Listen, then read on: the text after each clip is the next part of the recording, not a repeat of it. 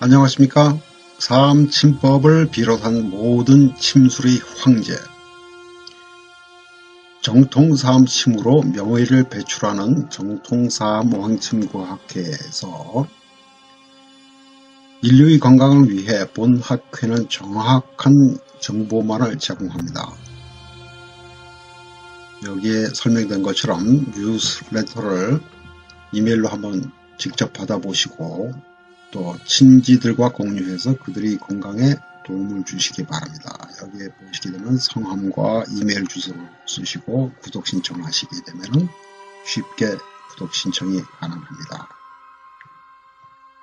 오늘의 주제는 양의학이 과학이냐 하는 주제로 45번째 시간이며 다발성 경화증 치료 방법에 관해서 말씀을 드리도록 하겠습니다. 이 환자는 제가 치료했던 환자고 관절염과 다발성 경화증 PCOS라고 해서 좀 기억도 안 납니다. 그 다음에 천식이 있었죠. 지금 MS는 다발성 경화증의 약자입니다. 57일간에 걸쳐서 16회 치료를 받고 나서 이 환자가 저에게 치료를 받아왔던 경험에 관해서 설명을 하는 그런 유튜브 동영상을 찍었죠.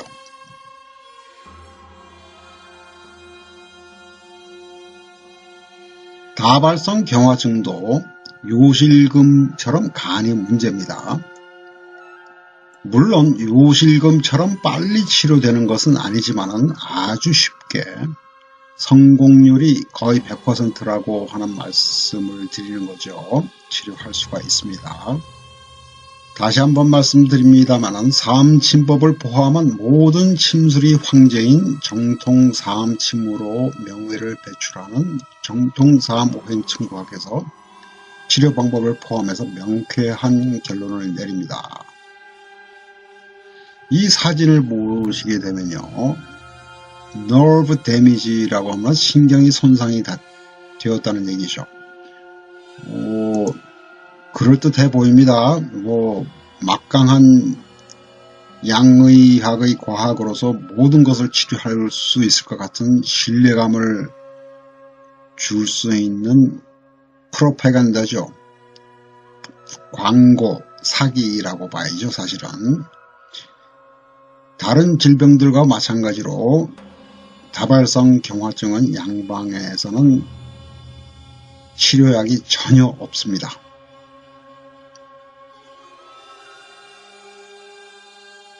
참고자료를 먼저 설명을 드리겠습니다. 알츠하이머 환자의 뇌를 슈퍼컴으로 들여봤다. 그래서 발병 원리를 확인했다고 하는 연합 뉴스가 있었죠. 여기 잠깐 가보겠습니다. 쭉 설명이 나옵니다. 웬만한 사람들은 이해를 못하는 그런 내용이죠. 알츠하이머는 치매를 일으키는 신경퇴행성 질환이다. 신경이 아닙니다. 간입니다. 이것도 알츠하이머도 치매와 마찬가지고요. 그래서 쭉 내려가서 보게 되면요,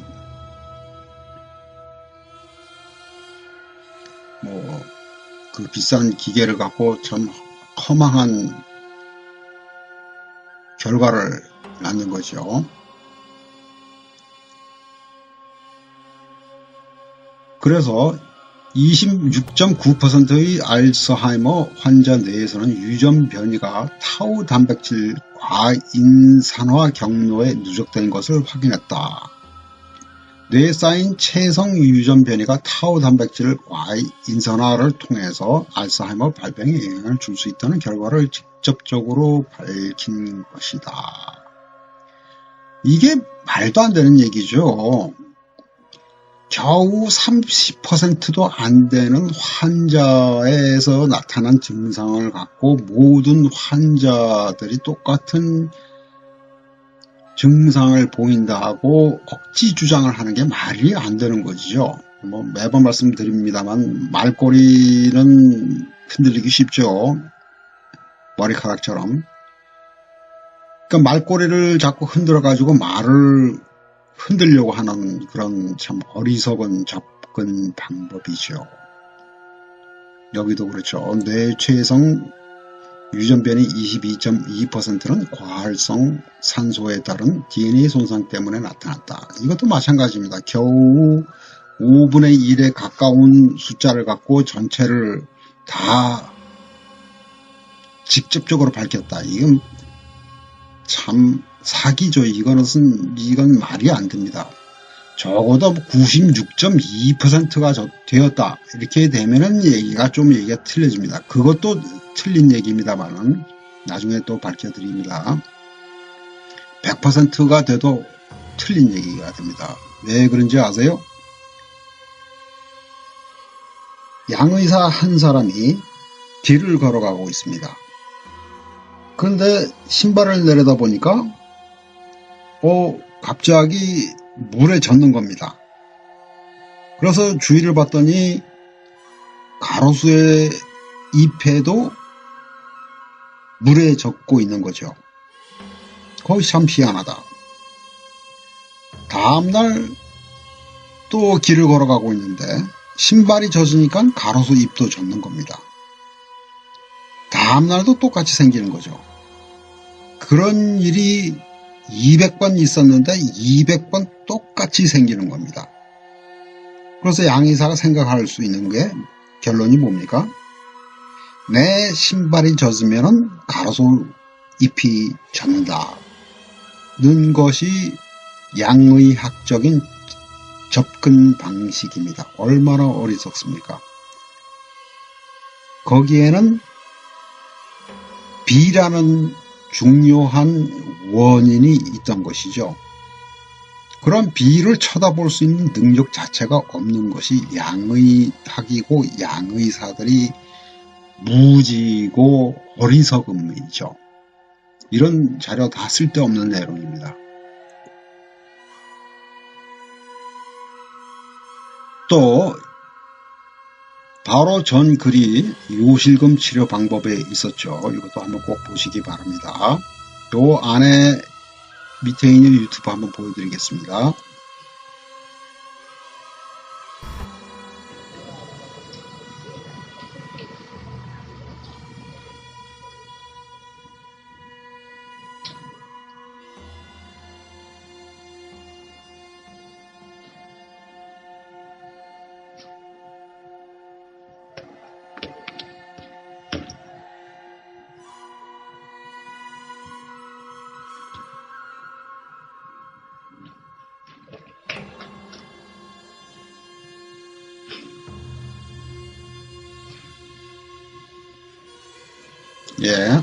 여기서 멈추겠습니다. 이 여자아이는 몇 살인지를 모르겠습니다만 양방병원에서 5개월이나 입원 치료를 받았으나 조금도 도움을 받지 못하고 온몸을 움직이지 못하고 있었습니다. 그런데 대한민국 한의사는 아닌데 어떤 나라의 한의사로부터 치료를 받고 나서 사지를 움직일 수가 있게 되었고 몸을 뒤집을 수가 있게 된 것이죠. 이거는 당연히 백신 희생자입니다. 100%입니다. 이건. 물론 양의사들은 뭐라고 합니까? 아니라 그러는 거죠. 어쨌든 이 여자아이는 백신으로 인해서 다발성 경화증에 걸린 것이죠. 즉 간이 손상을 받았다는 것입니다. 자폐증 똑같습니다. 자, 지금부터는요, 다음 질병백과에서 설명된 상식적이죠. 양의학적으로 봤을 때 상식적인 내용들과 저희 정통 3오행 침구학에서 생각하는 내용을 비교를 해보겠습니다. 뇌, 척수, 시신경으로 구성된 중추신경계에 발생하는 만성질환으로 환자 자신의 면역체계가 건강한 세포와 조직을 공격하는 자가 면역질환입니다. 어택이라고 하면 공격이죠. 발병이라고 불리는 신경학적 증상이 나타나며 20, 30대에 호발하고 여자에게서 더 흔합니다. 아닙니다. 간이 건강하지 못해서 생긴 것입니다. 요 시신경의 발은 뭡니까? 간이라는 것을 증명을 하죠. 요거는 신장이라고 봐야 되고요. 요것도 간과 신장이죠. 여자는 생리, 임신, 출산 등으로 인해서 간 관련 질환이 많이 발생하도록 되어 있는 거죠. 자, 원인. 다발성 경화증의 명확한 원인은 아직 밝혀지지 않았지만 영원히 밝혀지지 않습니다. 양의학에서는. 여러 연구 결과에 따르면 유전적 요인 및 환경적 요인들이 복합적으로 작용하는 것으로 알려져 있습니다. 아닙니다. 유전적 요인이 없습니다. 환경적 요인 있을 수는 있으나 주요 가능한 원인은 아래서 설명이 됩니다. 증상. 시각신경염, 이건 간이죠. 초기 증상으로 흔히 발생되고 재발도 잘 되고 물론 당연히 재발이 잘 되죠. 치료 방법이 없는데요. 건강이 좋아졌다 나빠졌다 비교적이죠.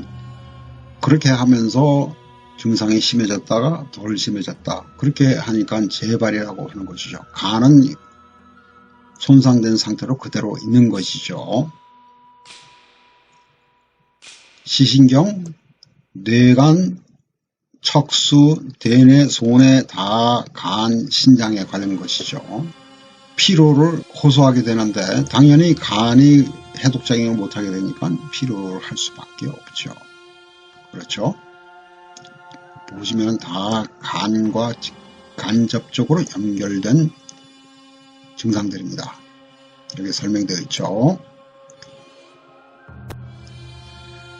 진단, 다발성 경화증의 특이한 검사 소견은 없으며 임상진단에 의해서만 가능합니다. 그러니까 혈압을 측정을 할 때 혈압계를 갖고 측정을 할 수 있죠. 그래서 뭐 고혈압 판정이라고 사기를 치기도 합니다만 일단 이러한 측정할 수 있는 방법이 없기 때문에 뭡니까?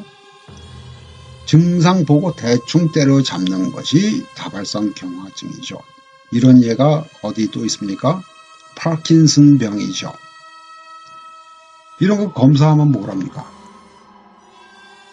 그죠? 돈만 뜯어먹는 거죠. 환자로부터. 이런 척수의 검사 같은 거 절대 하면 안 됩니다. 몸에 손상을 줍니다. 설령 혈압계 같은 것이 있어서 측정을 할 수 있다고 손치더라도 치료 방법 자체가 없기 때문에 진단을 해봐야 아무런 소용이 없는 것이죠. 그런데 사람들은 그래도 얼마나 증상이 또는 상태가 안 좋은지는 알고는 있어야 되지 않겠느냐는 어리석은 생각을 하도록 되어 있죠. 불행하고 안타깝고 그렇죠. 참 순진한 또는 어리석은 사람들이죠. 소용없습니다. 돈만 낭비되고 오히려 몸을 해치는 방법입니다. MRI, CAT-스캔, CT 다 완벽하게 안전한 것이 아닙니다. 또 양의학의 검사 방법은 대부분이 파괴적인 방법을 쓰기 때문에 가능한 한 검사 자체를 피해야 합니다. 급성 재발의 관리, 스테로이드 치료, 정맥주사하고 경구 복용을 하는 그런 것이 있는데 둘 다 심각한 부작용이 있습니다. 여기 한번 찾아보시기 바랍니다. 프레드니솔이라고 하네요. 스테로이드 운동선수 쓰면 자격 박탈당하고 그렇게 되죠. 건강하지 못하게 만들 수 있는 가장 좋은 방법 중에 하나가 스테로이드인데 운동선수들에겐 쓰지 못하게 하면서 건강이 안 좋은 사람들한테 써서 건강을 더 나쁘게 하려고 하는 목적 중 또는 방법 중에 하나가 바로 스테로이드죠. 스테로이드를 쓴다고 해서 증상이 좋아지는 것은 절대 아닙니다. 여러 증상의 관리, 배뇨, 배변장애, 통증, 피로, 우울증, 불임, 간수치 증가, 성기능 장애, 이 7가지 모든 증상에 대해 치료 방법이 없죠. 관리는 무슨 관리입니까? 다발성 경화증 질환의 관리, 완치 방법은 없습니다. 그러나 병의 결과를 조절 및 완화시키는 효과적인 방법들이 있습니다고 사기를 치는 겁니다. 없습니다. 효과가 있는 것처럼 보일 뿐 장기적으로는 심각한 부작용 때문에 환자를 고통 속에이죠. 사망하게 만드는 것입니다. 한때는 약 20여 년 전이었죠. 인터페론이 굉장히 간염치료제뿐만이 아니고 간과 관련된 질환에 엄청난 그 구세주처럼 떠받들린 적이 있었죠. 이것도 마찬가지입니다. 많은 부작용이 있습니다. 이거 클릭해서 한번 보시기 바랍니다. 다시 한번 말씀드립니다만은 효과가 있는 것처럼 보일 뿐이고 심각한 부작용이 있습니다. 다 한번 보세요. 다 엄청난 부작용이 있도록 되어 있습니다. 면역 조절 제제 마찬가지입니다. 효과가 있는 것처럼 보일 뿐 심각한 부작용이 있습니다. 당장 느끼지 못하는 부작용이라고 할지라도 장기간에 걸쳐서 쓰게 되면서 심각하게 새로운 질병이 생긴다든가 오히려 아니면은 증상이 더 심해지거나 그렇게 되도록 되어 있습니다. 그래서 화학물질을 더 쓰도록 되게 되어 있는 것이죠. 여기 맨 밑에 보게 되면 뭐라고 되어 있습니까? 신경과 전문의 상담을 통해서 이루어져야 됩니다. 양의사가 이렇게 생각한다고 해서 환자도 이렇게 쫓아가야 된다는 법은 없죠. 그렇지만 그렇게 자꾸 유도를 하죠. 그래야지 점점 더 아파지도록 되어 있죠. 돈은 돈대로 뜯겨가면서. 신경과 전문의도 어떤 그 누구도 다발성 경화증에 대해서 아무것도 모릅니다. 원인도 모르고 당연히 치료 방법도 모르는 거죠. 정통사암 침구학에서 다발성 경화증 치료 사례를 3가지를 설명을 드립니다. 이 환자는 물론 영어로 얘기를 하겠죠. 이것을 한글로 자막을 볼 수 있는 방법을 설명을 드리겠습니다.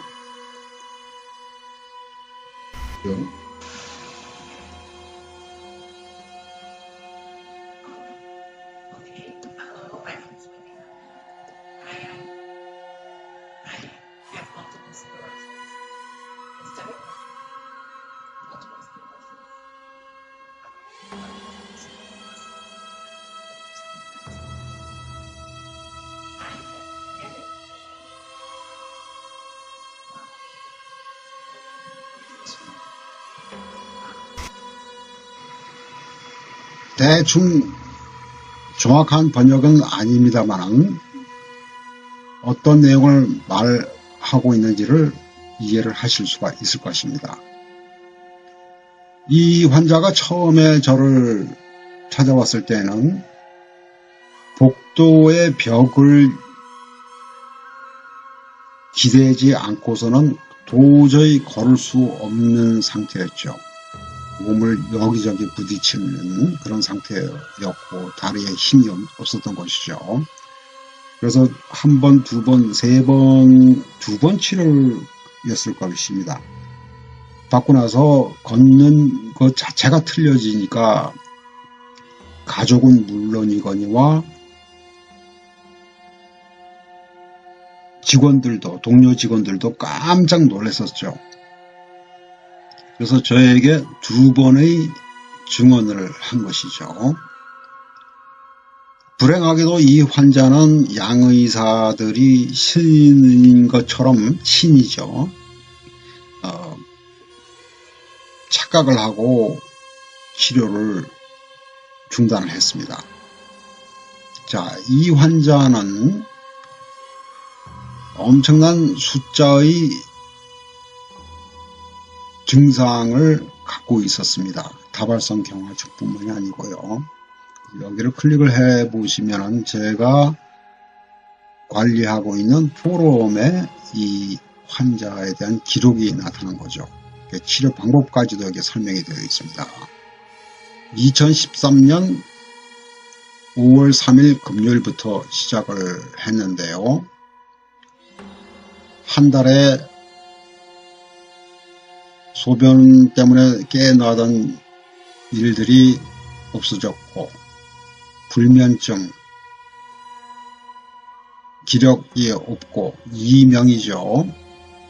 그 다음에 이롱, 잘 안 들리는 거죠. 그래서 보청기를 끼고 다녔어야 했는데 그게 필요 없게 됐고, 밤에 운전을 하기가 힘들었고, 시력 때문에요. 그 다음에 손발이 차고 어지럽고, 그 다음에 뭡니까? 우울증이 있었고, 그 다음에 쉽게 스트레스를 받고, 왼쪽 어깨에 굉장히 극심한 통증이 있었고, 그런데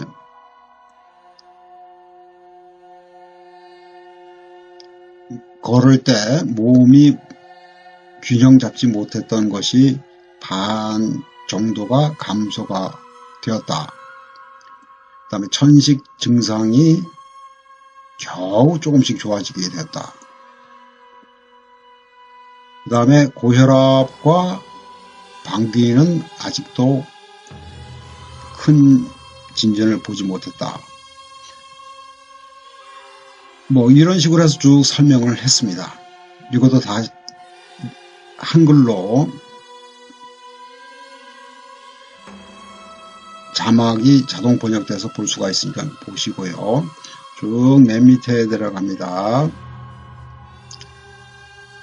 여기에 보게 되면 2013년 10월 29일이죠. 아까 말씀드렸듯이 이 환자가 제 치료를 받게 된 것이 2013년 5월 3일이죠. 그러니까 5개월 반이죠. 후에 나와 있는 내용이 바로 이 글입니다. 이 환자가 MRI를 찍었었는데 머리 두뇌에 있던 염증의 크기가 더 커지도 않았고 그 상태로 유지가 되었다는 내용이죠.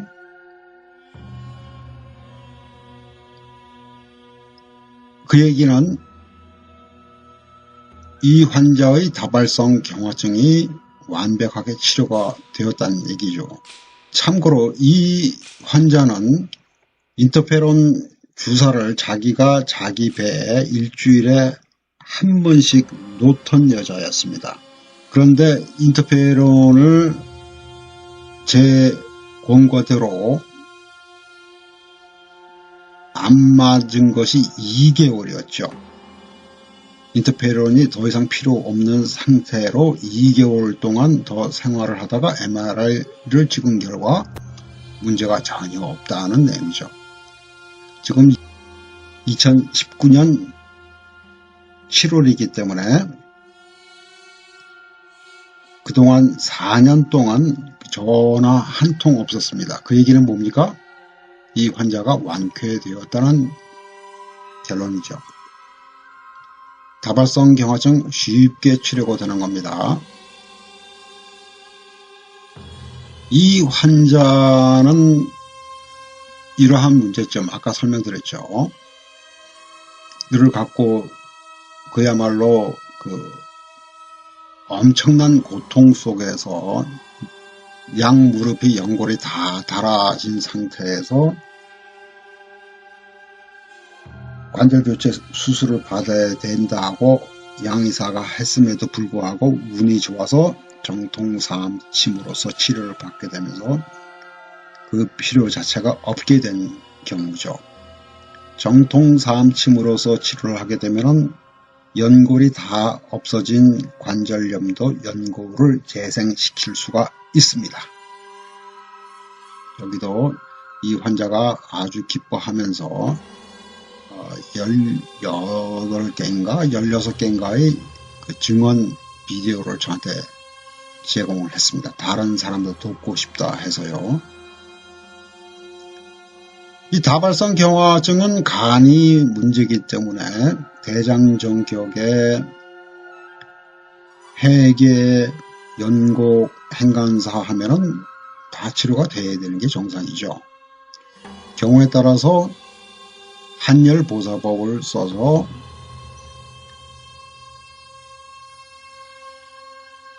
양계, 양곡, 해계,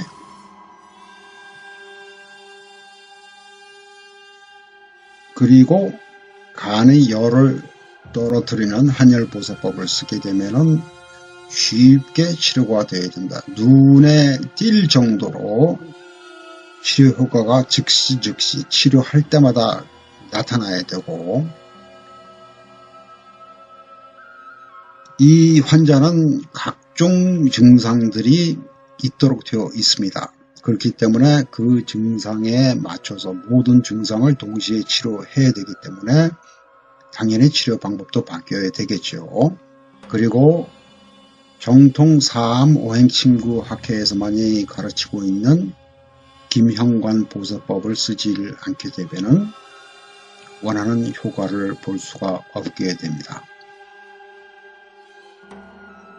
다시 한번 말씀드립니다만은 양의학에서 얘기하는 불치병인 대표적인 예가 다발성 경화증이며, 이 불치병도 쉽게 치료가 가능합니다. 그것도 상상외로 빠른 시간 내에. 그래서 사람들이 똑똑해져야 됩니다.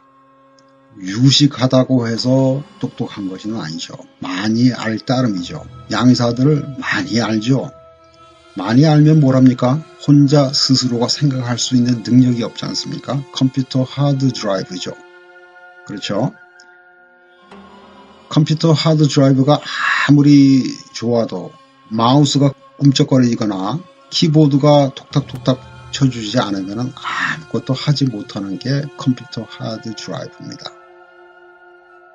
생각할 수 있는 능력이 없기 때문에요. 여러분 스스로가 똑똑해져야 됩니다. 그리고 우리 몸은 상상을 초월하는 자기 치유력이 있습니다. 오늘은 여기까지입니다. 감사합니다. 안녕히 계십시오.